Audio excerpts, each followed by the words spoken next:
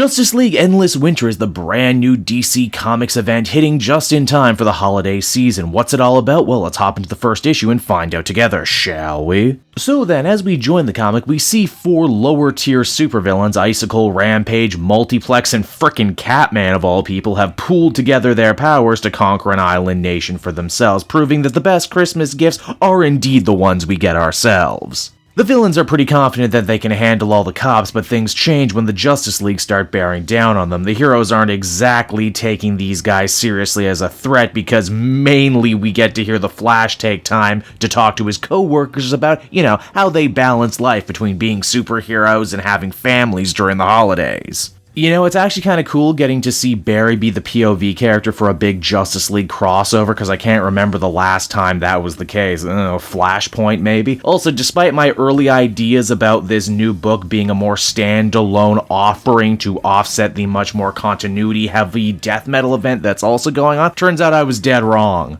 As this book surprisingly spends several pages trying to place this story within the main DC continuity. Superman's identity is still out to the world, Aquaman is about to get married and have a kid. I'm not reading any of those books right now, but I bet if I was, I would feel rewarded right about now. All of this ultimately ends up being set dressing, though, as the real inciting incident begins in the Arctic, wherein a drilling team from Stag Industries, yes, those people behind the Outsider member Metamorpho, are looking for something to give them an edge in the very competitive clean energy market.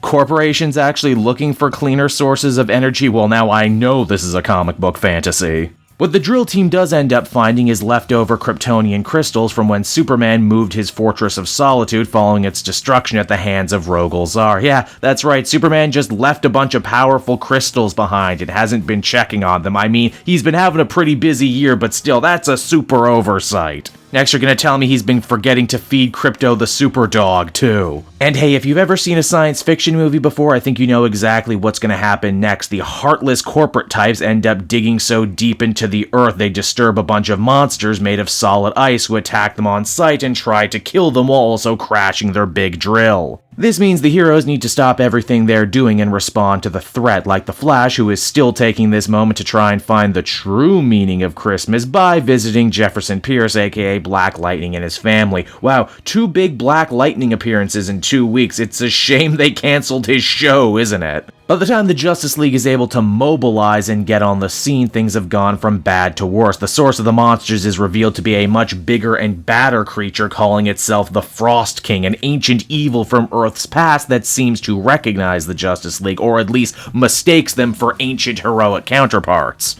Yes, that's right, everybody. There was an ancient Justice League BC back in the day, and it was made up of Queen Hippolyta, Wonder Woman's mother, Wizard Shazam, the source of the Shazam family's power, Swamp Thing, who, well, has just been around this long and is almost certainly not Alec Holland, the Viking Prince, who was the star of the very first Brave and the Bold comic all the way back in the 50s, and we can't possibly forget their newest member, Black Adam, who needs to get as many appearance reps in as he possibly can before The Rock ends up playing him in a movie. And so that was Justice League Endless Winter issue number 1, everybody, and while I love the idea of the next big superhero crossover for DC to be built around holiday theming, I couldn't help but shake the feeling that this book took forever with a very simple setup. Big monster shows up, world gets frozen, also secret Justice League you didn't know about. Barry's journey to balance family and work seems like a very wholesome thing that's probably going to, pardon the pun, be a strong runner throughout this series, but it really does feel like I was reading a completely different story in this comic every time he was on panel. I will, however, say the artwork from Howard Porter was a real saving grace. The ice monsters are cool and well designed, and Batman gets some super awesome hero shots in this. Overall, I'd give this a 7.5 out of 10. It's alright, but I don't know if I'm fully convinced just yet.